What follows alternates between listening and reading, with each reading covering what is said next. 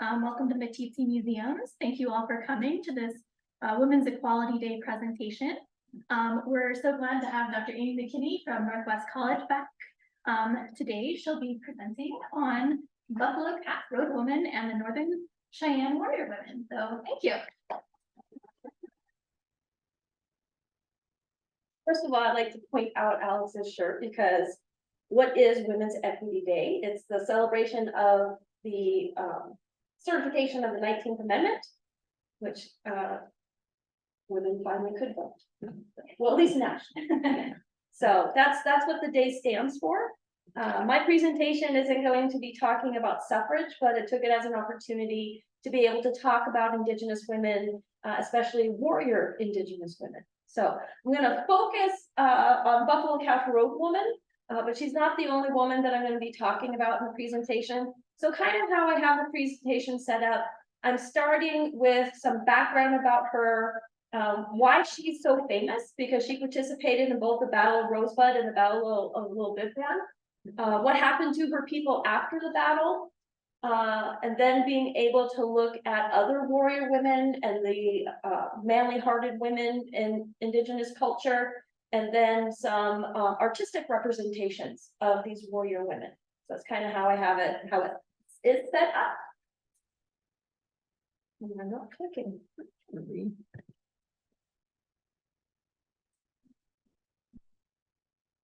There we go. Okay.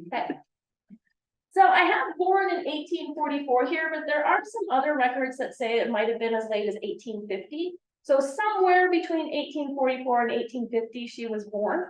Most reports say that she was born in what is now Wyoming, but again, that hasn't been completely verified, but that's what kind of most records point to.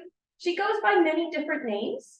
So her given name at birth was Mitsimuwa, but she, after the battle, or actually, sorry, before the battle, she became known as Buffalo Calf Road Woman. Sometimes you might see that referred to as Buffalo Calf Trail Woman, depending on how it gets translated, road or trail.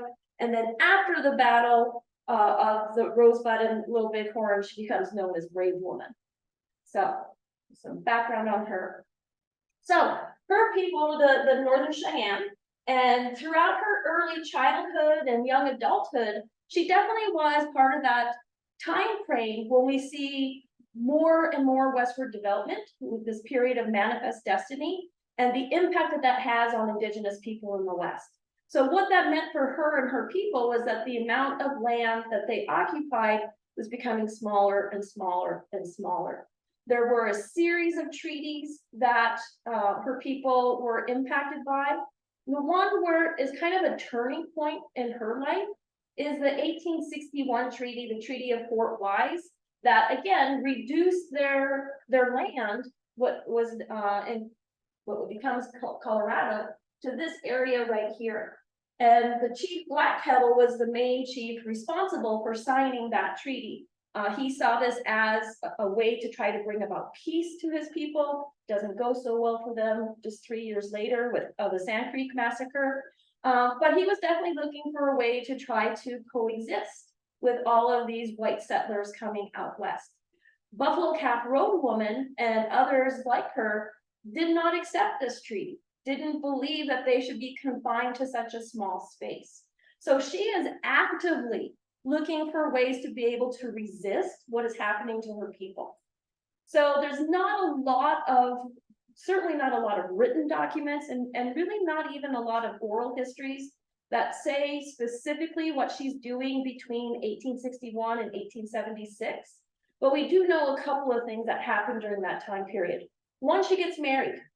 She marries Black Coyote. And by 1876, they have had a daughter. At the time of the Battle of Rosebud, her daughter was about 4 years old. So she has, has clearly made a decision that they're not going to accept the being pushed back and pushed back and pushed back.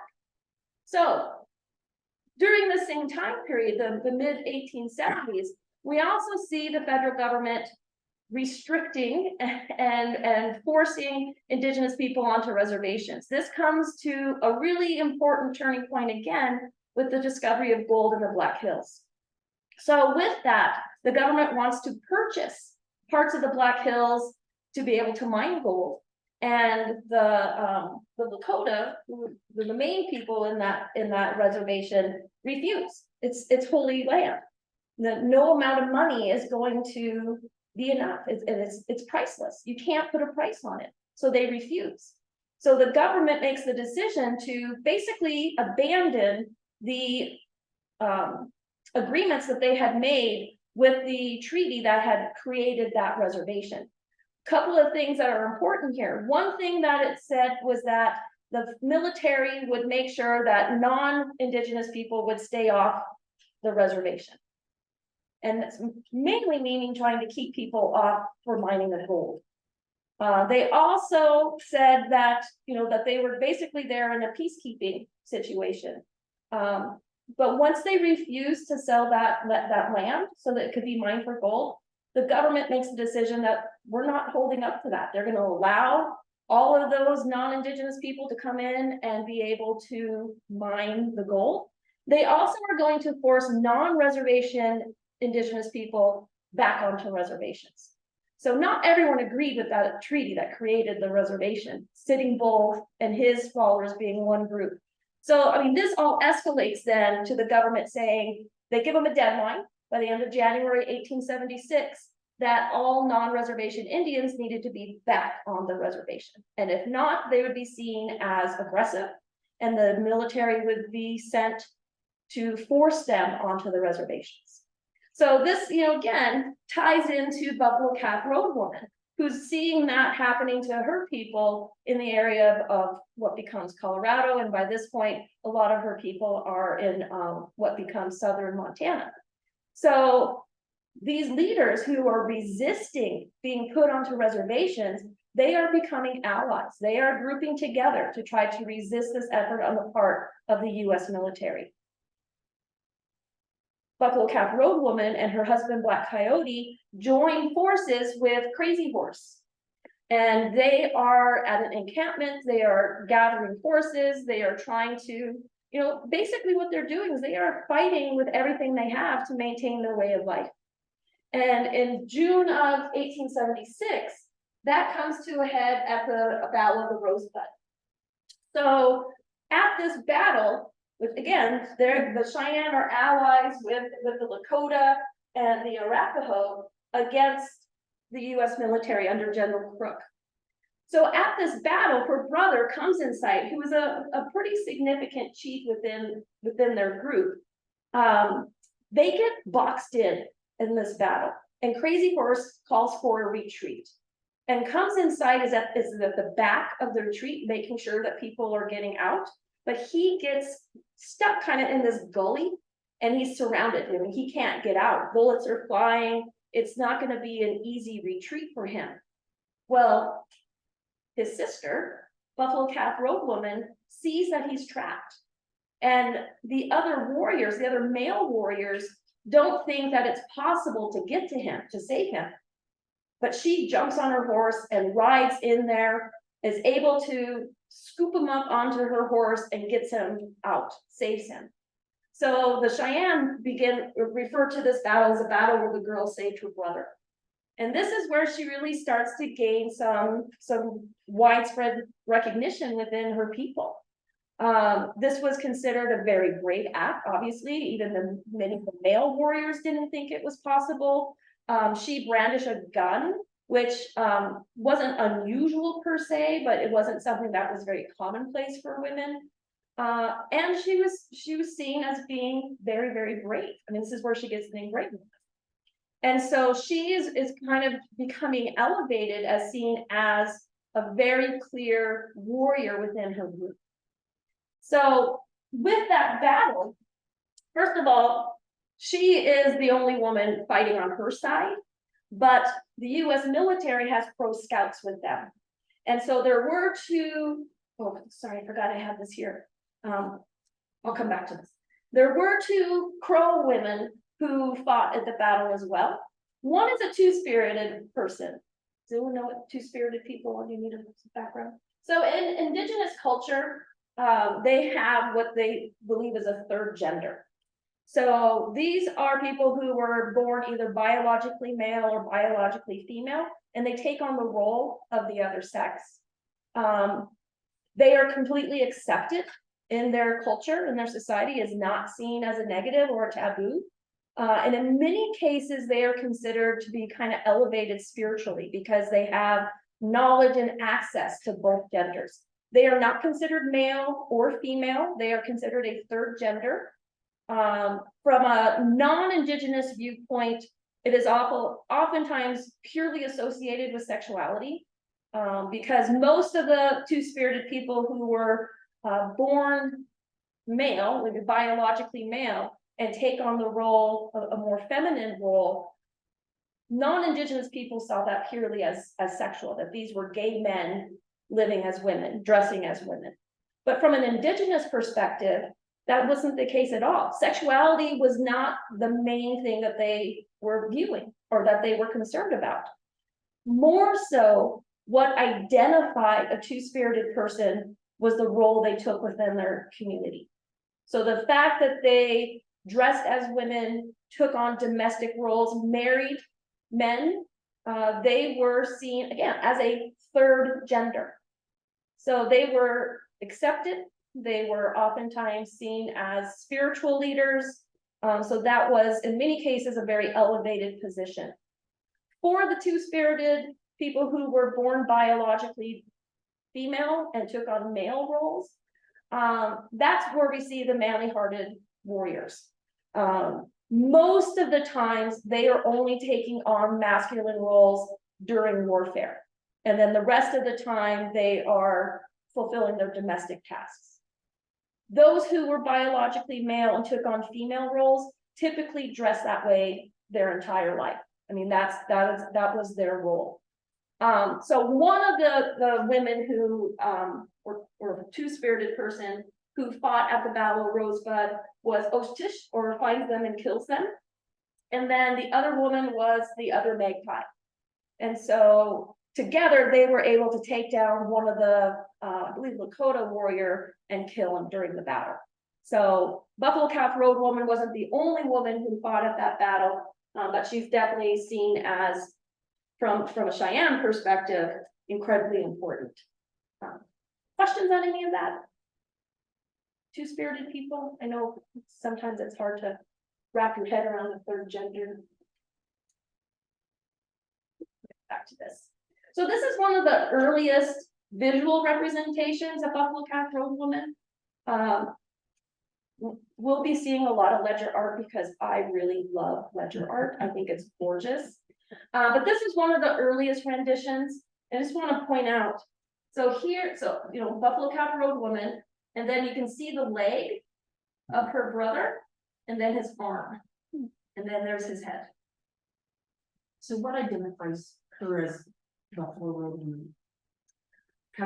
Identified by the artist. Okay. So there's nothing really physically that would stand out as it. So shortly after the Battle of the Rosebud, 8 days later is the Battle of Bighorn. And so obviously, does anyone need background Battle of Bighorn? I don't think in this area of the world we need it. But does anyone need more background Battle of Bighorn? No, we're good. Okay. So one of the largest battles between Indigenous people and the U.S. military. And that really, I think, says a lot about just how desperate they were becoming to preserve their way of life. So to have an encampment of between 1,500 and 2,000 warriors was unusual. I mean, that didn't happen a lot. Most plains battles were quite small in scale, more frequent, but smaller in scale. So just the size of this battle is really important.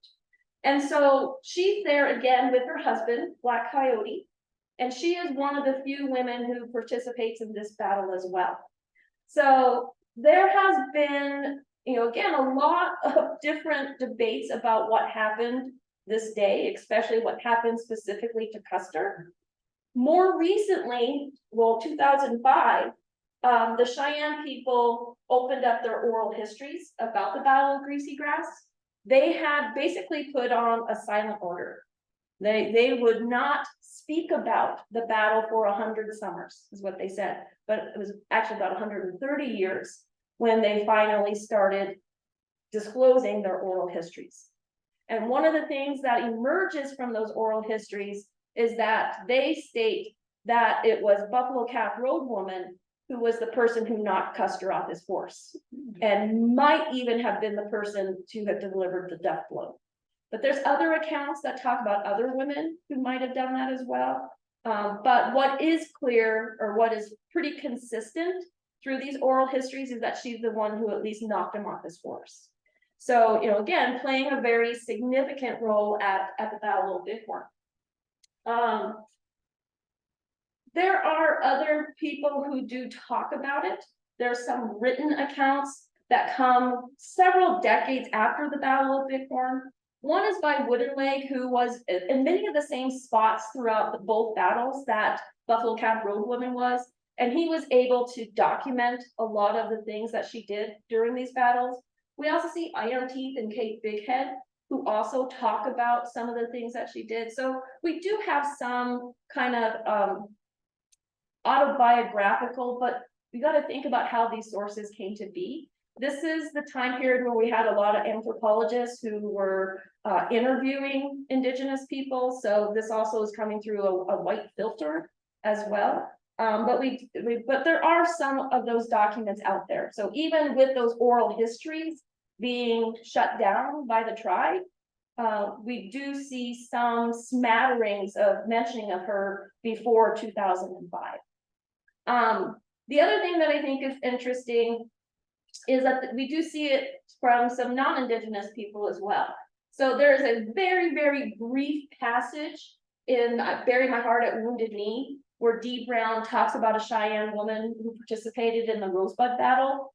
Very small passage, not a lot of details, but we do have some evidence, you know, written by Dee Brown there. Cheyenne Autumn also has some information about and names specifically Buffalo Calf Road Woman. So we, you know, again, we do see some documentation of this before, you know, these oral histories provide a lot more information. So part of the reason that they refuse to open up their oral histories to the outside world, at least, one of that they were fearful of retribution. You know, when you look at what the U.S. military does after the Battle of Bighorn, I mean, they were not going to let that battle just lie. You know, they actively and aggressively follow and chase people who participated in the battle. So the fear was that if they allowed their oral histories to be known, that the military would seek retribution on, you know, be able to look at specific people who participated in the battle. So they wanted to protect their people. So that's why they kept their oral histories closed. But again, we do see some smatterings of those tellings even before 2005. So again, the U.S. military is aggressively pursuing people who fought at the Battle of Bighorn. Crazy Horse himself is captured, sent to a reservation, and is killed within a year of the Battle of Bighorn. Sitting Bull and his group escaped to Canada, where they lived until 1881, when the Canadian government no longer will provide them with resources. So desperate, homesick, they decide to surrender, and they do that at Fort Buford, which is right next to my hometown of Sidney, Montana. It's about 20 miles from where I grew up. They have actually a really nice little museum there and a display about his surrender. So, I mean, the Cheyenne understood that they were going to be pursued as well. And so Buffalo Calf Road Woman and her family are making decisions about what they're going to do. So initially, they do go to the Bighorns, and they stay there for the winter. So they're there over the winter of 1876, 1877. But again, they're being pursued by the military. They kind of are on the run throughout that winter, and they are then encountered with the military. The military invades their camp. About 45 people are killed. They burn the village to the ground, and then the rest of her people have to basically run for their lives. And so they kind of are scattered, they're on the move, but it's in the middle of winter, it's in the middle of a snowstorm that they are trying to escape. And so they're running low of food, they are running low on resources. And so finally by January 1877, they're trying to make some tough decisions of exactly what to do. And the tribe is not in full agreement of what that should look like. So by this point, the winter of 1877, Buffalo Calf Road Woman is pregnant with her second child. So throughout all of this time of running and trying to survive and facing starvation, she's pregnant. And again, trying to decide what they're gonna do in order to protect themselves. And she does end up having a son in the midst of all of this. So what they decide by the summer of 1877, they finally are out of options and they surrender.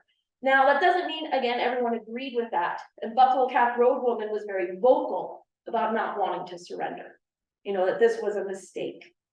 But two of the main leaders, Little Wolf and Dull Knife, are trying to do what they believe is the best for their people. And without resources, facing starvation, they agree to be sent to a reservation.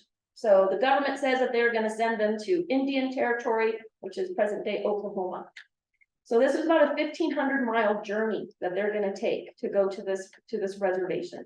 And again, they are disheartened by having to do this. And they are very unsure of what this is going to look like for them. And when they get there, they are miserable. They don't like the landscape. It's not home. It's very different landscape. They are homesick. Their situation is not great there. The government didn't provide them with the resources that they were promised. They stay about a year. And then because of all of those reasons, they make the decision that we're leaving. We're not staying here. And so they begin the 1,500-mile trek to return to their homeland. So again, there is a lot of disputes of exactly what that's going to look like. And the two leaders are trying to decide how to manage this. They make it to Nebraska. And when they get to Nebraska, they kind of split into two groups. So one group led by Dull Knife decides that they want to return or go to Red Cloud's reservation. They believe that they're like, we've made our point. We've made, that we don't agree with what's going on, but we need some protection and we need resources.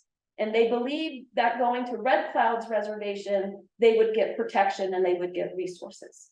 So they make the decision to go to Red Cloud's agency, but they are captured by the military and they are sent to Fort Robinson. So while they are at Fort Robinson, they again are looking to escape.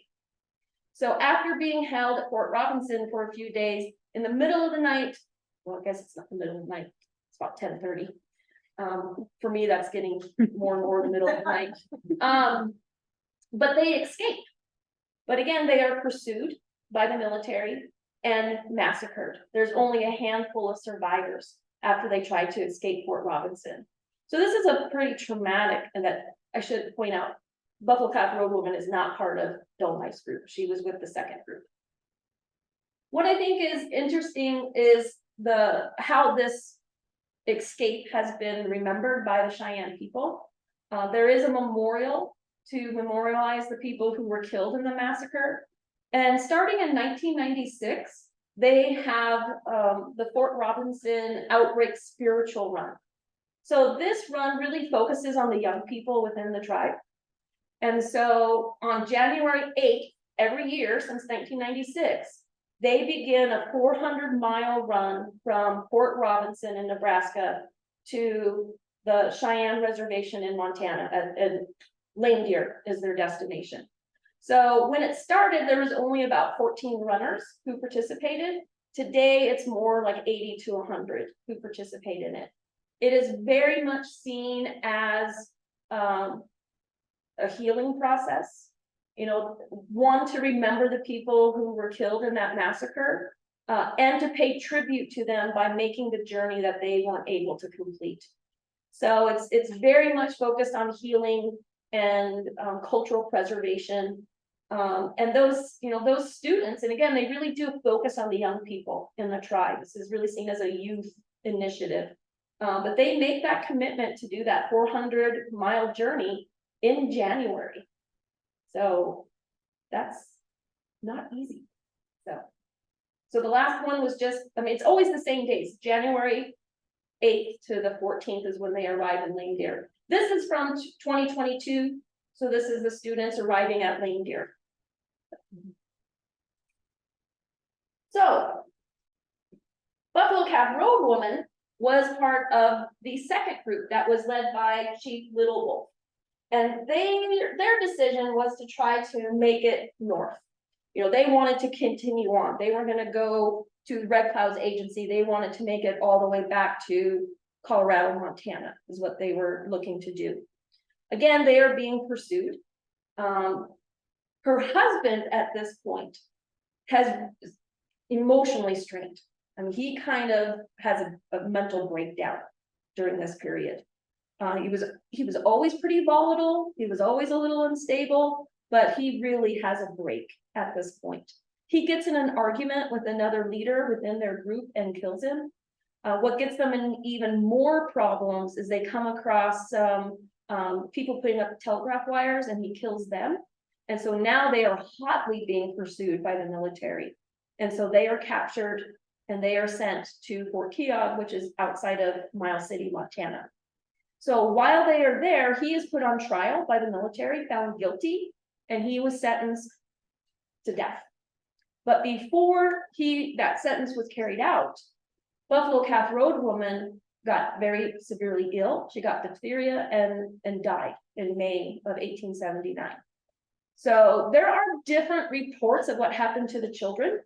Some say that both children died around the same time that she did of the same disease. There are some tribal records at Lame Deer that say that the daughter lived, and you can see census records of her or tribal records of her at Lame Deer. There are no records of the son on the census at Lame Deer. So the likelihood that he died around the same time that she did is probably quite high, but there is a bit more kind of gray area of what happened to the daughter. But according to the tribal records, she lived and married a Cheyenne man and lived at Lame Deer. The last written record that they have on the reservation is from 1923, that she probably lived until at least that time. So not a happy end for Buffalo Calf Road Woman. Her husband is incredibly distraught when she dies. And so he ended up hanging himself before his execution was played out by the military. So even though he had already been sentenced to die, he took his own life because he was so distressed about what happened to her. Questions so far?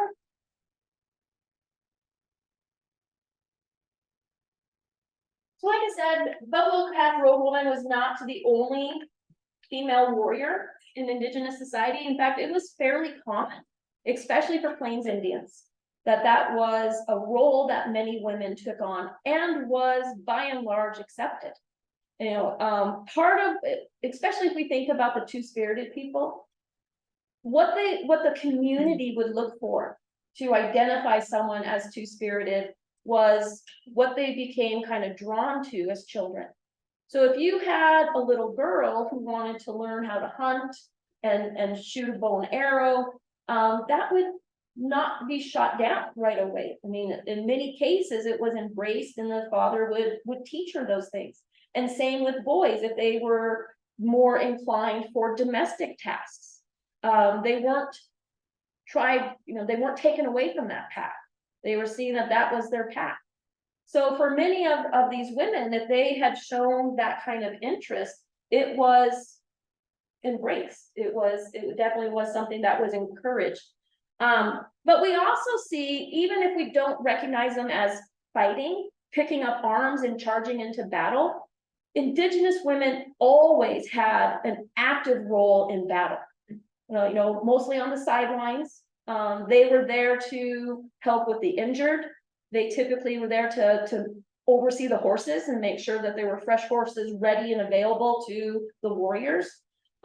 They would sing the heart songs for the dead. They typically would be the ones, if there were injured of the enemy, that they would go through the battlefield and they would finish off those who were wounded. They would be the ones who would try to go collect unspent shells to help reinforce the battle. So there were always things that women did during battle, but it wouldn't necessarily be recognized as fighting. They were more the support line. But that was typical, and that was seen at almost every battle, that women, especially the big battles with the military, they were there. They were very much seen as crucial to what was going on with the battle. But when we talk about the manly-hearted women, these were women who actually fought, and in some cases led battles. So you have people like Pretty Nose. I have her listed as Arapaho. Sometimes she gets designated, she gets listed as Cheyenne. But her grandson says she's Arapaho, so I'm going with Arapaho. We have Pineley, who was a Crow warrior. She's one of the earliest kind of records that we see, or like really detailed records. So, you know, we have lots of very specific instances where women participated. And we also see this recognized by non-Indigenous people. So we have Western artist, Alfred Jacob Miller, who shows women participating, in this case, a buffalo hunt, but we see it in battle as well. One that I think is really interesting, again, because of the level and skill that she had, was Brown Weasel Woman. She was a member of the Blackfoot Nation of the McKinney tribe. She was, you know, again, here's someone who, as a young girl, wanted to learn how to hunt buffalo. She wanted to learn how to use the weapons, and her dad, by and large, showed her. You know, he encouraged it. And so from a very young age, she was participating in buffalo hunts and went with her dad on a lot of the hunts. Over the course of time, she's becoming more and more skilled. But when she was kind of like in her early to mid-20s, her mom dies, and then her dad is killed in a buffalo hunt. So she has to take on the role as the head of the family. So then she really takes on a more direct masculine role. She also participated in some major battles between her tribe and the Crow. She's given credit for stealing 11 horses all by herself against the Crow, and saves her fellow warriors from an ambush. And this is where she's given a lot of the credit, and gets the name Running Eagle, which is a male name. So the fact that her tribe gave her a male name shows just how much they respected her and how much they recognized her efforts in battle. So she was definitely seen as a warrior within her people.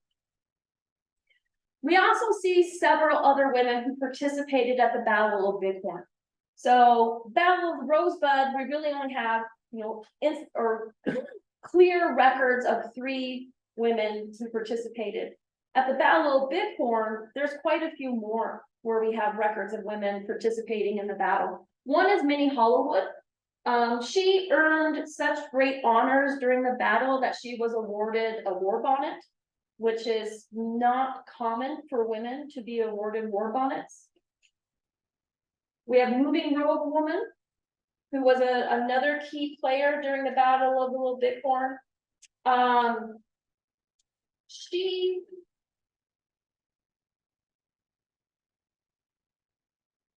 There's several instances, several records that show her knocking soldiers off their horses. She didn't have a gun, but she had a club. And so there's many accounts of her clubbing some of the army men to death. And then One Who Walks with Stars is another major player. She was seen as a particular strategic because there was one particular point in the battle where there was some of Custer's men trying to kind of crawl through the weeds along the creek, and she discovered them and was able to stop that threat. We'll just leave it at that. So very clearly some key pieces of moments in the battle where these women helped save other warriors and helped change the course of that battle. So they played a very key role in it. So the next thing that I want to talk about are the visual representations. We are seeing a lot more visual representation of these warrior women in just the last 20 years. One artist in particular is Daniel Longsoldier. He has done a whole series of ledger art that focuses on these warrior women. So obviously Buffalo Cap Road Woman is one of them. And one thing that I really like about these, I mean, there's a lot that I like about these, because like I've already told you, I love ledger art. But he gives a pretty good description of what they did. So it's not just the visual, he is giving the caption to make sure that people understand just how important their role was. So we have Buffalo Cap Road Woman, Cheyenne saved her brother, comes inside at Rosebud battle. A week before the Battle of Bighorn, she is armed with a 44 Dragon Colt. So, one who walks with the stars. So again, another woman who fought at the Battle of Bighorn. Running Eagle, also at Little Bighorn. This one I think is really interesting because a lot of the other ones are just showing her on horseback. This one actually shows moving robe woman shooting another soldier. So shows her in action. You don't see a lot of those with women. You know, it's mainly just her on the horse, and that's about it. So moving robe woman here again, showing the counterattack against the cavalry at the Battle of Bighorn. Kindly, she was Grovant, but she was captured by the Crow when she was 10 and adopted into the Crow tribe. So oftentimes, I mean, you'll see her listed as Crow, but she was born Grovant. And Pine Leaf again. But we also see other artists, and again, using a lot of that same kind of ledger art style. So here we have a Montana artist, Elena Buffalo Spirit. So this one was done in 2001. And George Curtis Levi. This one is the most recent one I found. This one was done in 2020. So just a few years ago. But you don't just see it in this kind of ledger art style. We also have many different artistic styles to reflect the importance of these warrior women. So there's several kind of statues of Buffalo Cap Road Woman. So there's this one and another one, both with her gun on horseback. And then there's this image. So this image oftentimes gets credited as being Buffalo Cap Road Woman, but it has not been 100% verified that that is what she looked like. But when you have any kind of instance where they are showing imagery with her, this typically is the photograph or the image that is used. And I say it might have been, but we don't know for sure if that's what she looked like. But it is used a lot in imagery. So this one was in 2013, so just 10 years ago. This was done by a chalk artist, Gabrielle Abbott, in Seattle. And they had a whole big festival, chalk art festival in 2013. And the theme of that chalk festival was honoring our veterans. So she, you know, the warrior veteran she wanted to represent was Buffalo Cap Road Woman. And again, uses that image that may or may not be her. But, and then we see a lot of graphic art, you know, so graphic novels, graphic art also is embracing Buffalo Cap Road Woman specifically, but we see other warrior women represented as well. This one is by the artist Evelyn Eagle. And then all sorts of paraphernalia if you want a t-shirt with Buffalo Cap Road Woman. And then they also have role-playing cards where she is a major character. So what I think is really cool about all this is that there is a much wider audience who is learning about these warrior women. Buffalo Calf Road women specifically, but that opens the door to learning more about all of these other warrior women. Plains culture, definitely we see a lot.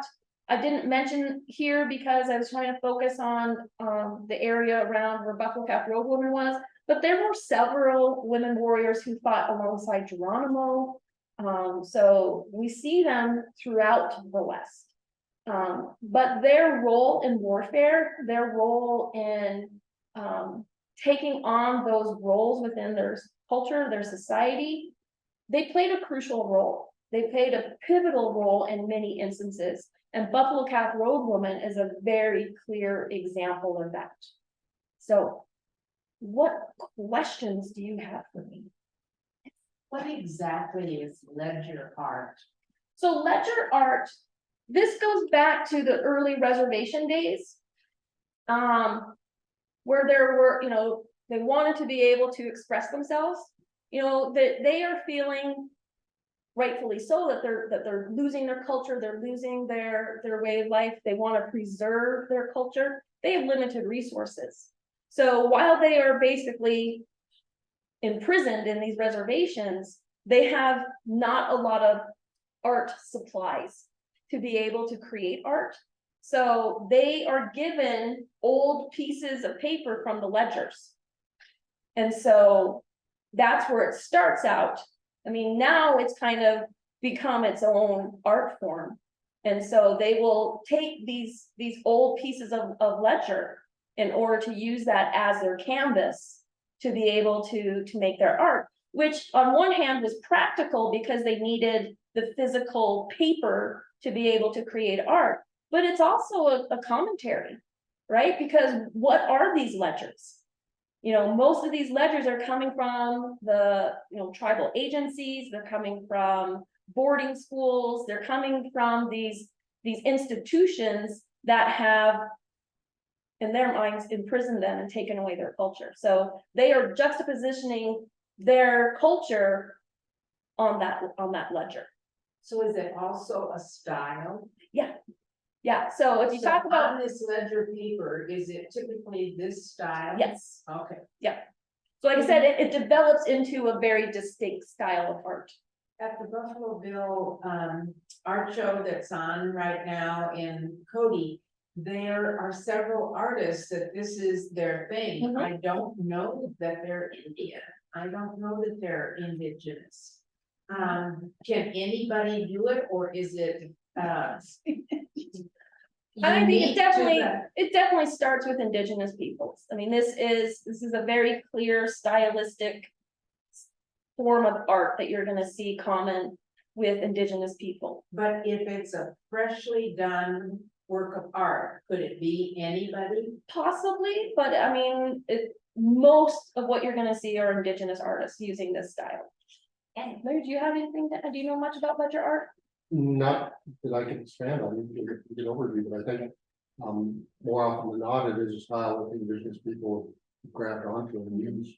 Yeah. Well, and some of it resembles the stories that were told on roads and things like that too, don't they? Yeah. And this one here is a recent image Yeah. on an old, okay, just Yep. check it. And I just wanted to add to your comment, so Robert Martinez is one of the artists down at Buffalo Bill right now. And he is an enrolled member on the Northern Reservation. I believe he's a Northern Rock. And I think he's in the show every year as Yeah. a piece, He yeah. does great artwork and he currently refurbished Main Street in Riverton with artwork that he's done. And he has gone all over the world doing his art. So if you look at this ledger art, I mean, this is, you can tell a bit more with this, that this was an actual piece that was ripped out of a ledger. I mean, it's definitely more worn, it's more yellowed. I mean, it's scuffed up. And so that is more kind of where it starts. But if you look at the more recent pieces of ledger art, they are trying to keep that style. And so some of the writing is added. Some of it is original, but I mean, so they are seeking out pieces of paper from ledgers to be able to do their art. Sometimes they'll even kind of create the look of the ledger in their art, but it's, I mean, it's a very, very clearly important style for them as far as the, you know, the underlying message that they are making with ledger art. But it's very, very clearly a stylistic choice. And it's something that is highly respected within the Indigenous community. I mean, this is seen as a really difficult style of art. You know, a lot of people look at ledger art and they think, oh, this is really simplistic. You know, that this isn't, there wasn't a lot of talent needed to do this. But if you really break it down and look at the composition of it, the lines that are drawn in that ledger art, I mean, it's a pretty sophisticated. And the longer you look at it, the more you see. Exactly. Yeah. Yeah. And there's, I mean, the ones I'm showing you are all about warriors, and certainly that is a main kind of category of ledger art. But you're gonna see daily life as well. You're gonna see scenes of family life. So it's not all warfare. Not all ledger art focuses on warfare. Question back? About the oral histories that were in Bardo, were they collected? Sort of contemporaneously and like written down and then embargoed, or? So a lot of, so with oral histories in general, especially dealing with battle, you know, what would happen after a major battle, they would go back to camp and all the warriors would be asked to retell their stories. You know, what did you do in the battle? And that's where we see even a lot of these women were invited to tell their stories. Which is a pretty big deal for a woman warrior to be invited into that council to tell her story of battle. And so you have that kind of immediate retelling of the battle. But with those oral histories of the Cheyenne, they weren't completely locked up and forgotten for that. Obviously, they're still around. They just didn't want it getting out of their tribe. So those oral histories are still being passed down within their own community, but they are not being said outside of their tribe. So just like oral history in general for Indigenous people, it's getting passed down from generation to generation. So they still know those stories. I mean, it's something that has been passed down. It's just they're not allowed to tell it to anybody else.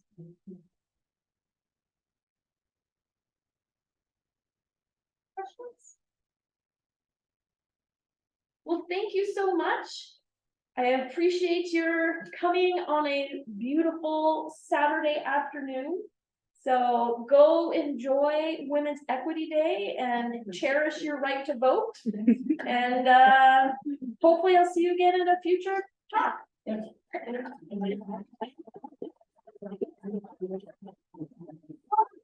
Mention there is, if you're interested in Buffalo Calf Road Woman, there is a book that this is historical fiction, but it is based in a lot of research. So if you want, I mean, if you're interested in her story and you like historical fiction, this is a pretty good book. But again, it is fictionalized to some degree, but a lot of what is said is accurate, but it's just set in a fictional way. But so this came out, I think about 10 years ago. About 15 years ago. Thank you.